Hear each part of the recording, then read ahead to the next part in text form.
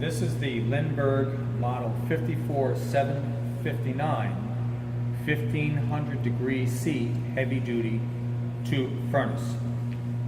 The center chamber size is 6 inches in diameter by 24 inches long. It has a maximum operating temperature of 1500 degrees and is a 3-zone furnace. It is powered by 240 volts AC, single phase, with a minimum of 62 amp service.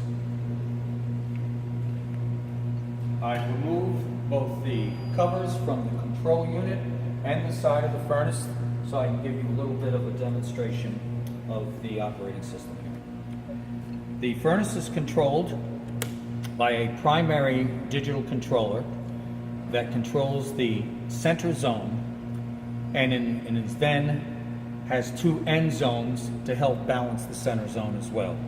This is basically the master and these are the slave controllers. It also has a excessive temperature controller that in the event it is exceeded, it will shut the entire furnace down.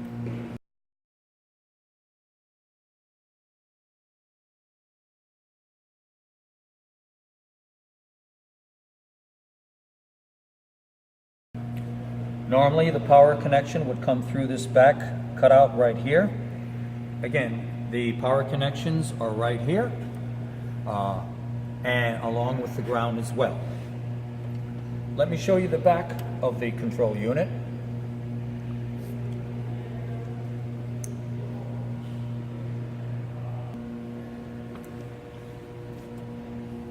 These are the lines going out to the 3 different zones of heaters, including all the thermocouple connections along with the dedicated ground.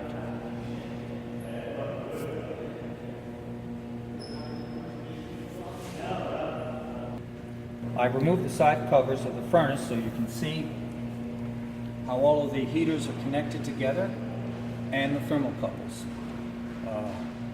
This is zone 1, end of zone 1, end zone 2, and this is the center zone.